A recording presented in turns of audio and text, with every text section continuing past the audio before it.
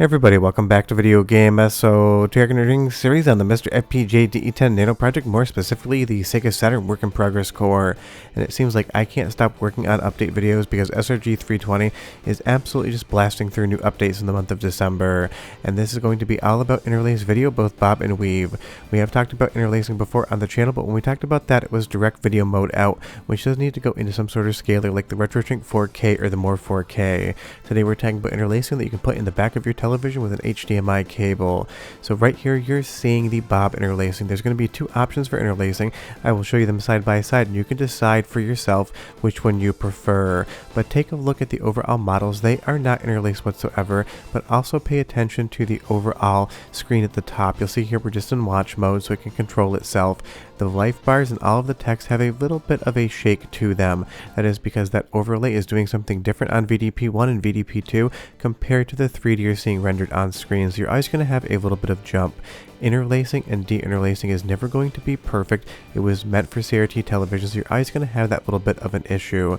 And you'll see here again, the models are very stable, they're not jittery whatsoever, and there are no interlacing lines in them. It's a very clean look, and honestly, there's no such thing as deinterlacing that's going to be 100% perfect. It's always going to come with some sort of artifacting. But if you move into audio and video, into the deinterlacing menu, you can switch from bob to weave, and now you're going to see a lot of the 2D assets are rock solid stable, but you're going to see a little bit more interlacing lines in the 3D. It's going to be a more stable image as far as nothing's really going to jump around or kind of jiggle too much unless you're playing Dead or Alive, which we'll get to shortly, but it is a bit of a different look. So do be aware that when you're playing around with these things, give bob deinterlacing a try, give weave deinterlacing a try, and kind of decide which one works for you, and not to get too deep into the overall video statistics here or talk about how deinterlacing works. There's just two ways to achieve a similar result. Obviously, weave versus bob is going to give you a slightly different image. And honestly, I'm kind of partial to bob deinterlacing over weave, but again, it's going to be 100% up to you. Because you'll see here as we move back to bob deinterlacing, the models are stable. The background has a little bit of a judder to it. You really see it in the life bar though. That is where things are going to be a little bit less stable on screen when you're in bob deinterlacing the static 2D assets. But because you're basically focused on the fighting, it is something that you may never actually see on screen because you aren't paying attention to it, especially if you're on, a 65-inch, 70-inch 4K TV. You're not really going to notice too much of the life bar versus if you have the interlacing lines in the character models. That's directly what you're looking at when you're actually fighting in game. So you can totally decide for yourself, but leave me a comment down below and you tell me, at least for Virtua Fighter 2 here, bob deinterlacing or weave deinterlacing, which one do you prefer? Now let's move back over to Astro Superstars, a game we showed in the last preview video. This was a title that did have a lot of interlacing lines in it, and because it was pure 2D assets, it looked different than a 3D model. This is where it was before the core is updated, so this is the previous deinterlacing model right here. You're going to see all sorts of lines going through the character sprites, but that life bar and everything else on screen is going to be stable imaged, and that really is the trade-off. You have to decide which one you like to see, because you don't really need to play with deinterlacing whatsoever if you don't want to. Then moving over to bob deinterlacing here, you're going to see that this little text box likes to shake, the life bars like to shake, but again, these sprites, as far as the player characters are concerned, they are stable. There's no interlacing lines. You are getting progressive mode here, basically, for lack of a better term. You're not seeing as much of the interlacing, and that's just because on the MiSTer FPGA Core side of things, it's deinterlacing the video signal, is taking fields and trying to turn them into frames, because that is what interlacing is. It's 60 alternating fields versus something like 60p, which is going to be 60 individual images shown in sequential order. And I remember when cameras went from interlacing to progressive back in the day. That's how long I've been a filmmaker, and honestly, outside of video games, I never think about video interlacing ever again because we've gotten away from it a very long time ago. But on MiSTer FPGA and the Sega Saturn Core and the games that do run in that high resolution interlace mode, it is something to think about. And I would say with Astro Superstars, I definitely prefer the bob interlacing. You'll see here that the life bar is a little bit jittery, but you're focusing so much on the intense action in front of you, it really doesn't look bad whatsoever, versus the previous core where you just didn't get a solid look at the overall sprites, and because a lot of the effects are only on screen for maybe a frame or two, you would have semi-transparencies in the fields and you wouldn't be able to see the large sprites during the specials. And if we move back over to the new core, it is just an overall prettier look. But let's move over over to Dead or Alive, back to a 3D game, and I'll give you your first sound sample. We're going to start with Bob Deinterlacing and see if you notice any sort of difference in the image as we move around. And again, I love this game. It's great to test and it has a spectacular soundtrack. Listen, I'll be right back with more interlacing talk. Ready?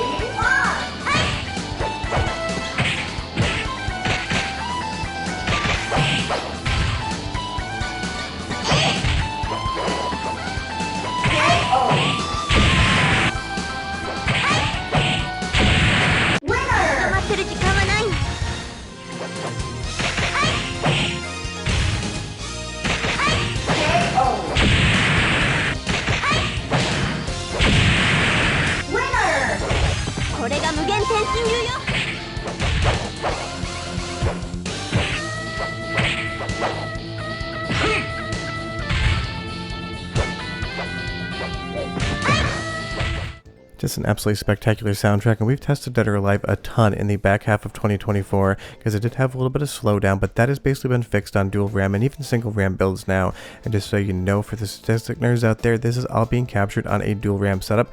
A big thanks to Andy D for helping out with that today. But you'll see here that life bar again is always going to jump around in Bob mode, but if we move over to Weave Deinterlacing, you're going to see again you get the lines back in the characters. That is the top note as far as these two video modes are concerned. Do you want interlacing lines in the models but them to be relatively stable, or do you want them to be rock solid stable with a little bit of jitter in the overall 2D assets on screen?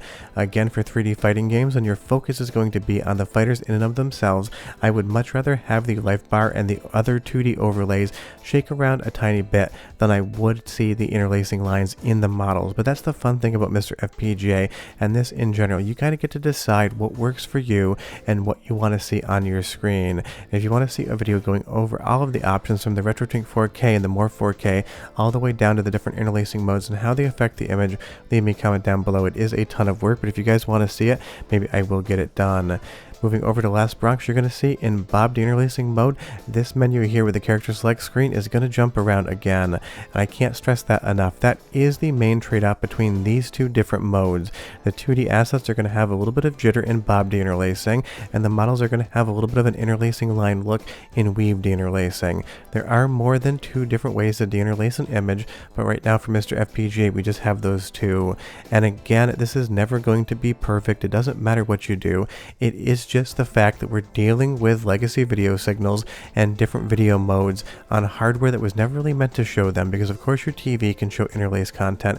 It still has that legacy capability, but this was always for CRT televisions. Now you'll see here in Weave Deinterlacing, the character select screen is completely solid. When we actually go into the fight, those interlacing lines again appear on the models. And that is the fun thing about MiSTer FPGA and gaming in general. You're going to be able to decide for yourself what it is you want to see on your screen.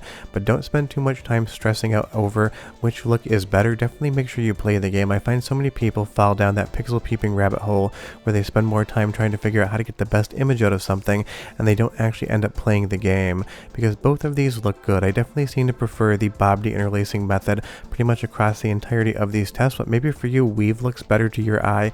And again, that is totally fine. That's the fun thing about MiSTer FPGA. It gives you the options to articulate for you to decide what it is you want out of your play session. But one more sound sample, just like the last one, this soundtrack is a 10 out of 10. Round one, fight!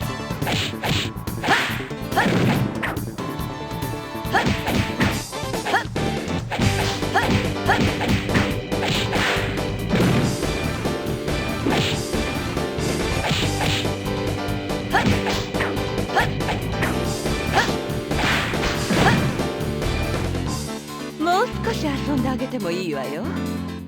I think Last Bronx actually maybe has the best music out of any game as far as Sega fighting games on the Saturn are concerned. But let's move over to Virtual Fighter Kids to close out the video, because this is a really interesting example. We're in Bob Deinterlacing first, and you will see the background, because it is comprised purely of that large 2D background layer as well as a couple different parallax scrolling layers.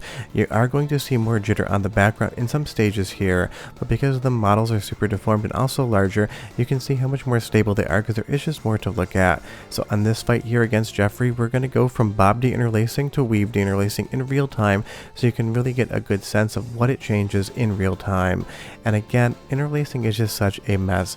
It was no big deal back in the day because television CRT specifically were intended to work on it.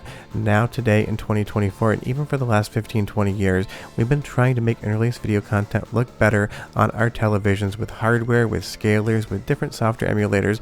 It has been a pursuit that people have been undertaking for a long time, and they are still working on it as of today. And it's one of those things, there is no end to trying to get a good deinterlaced image.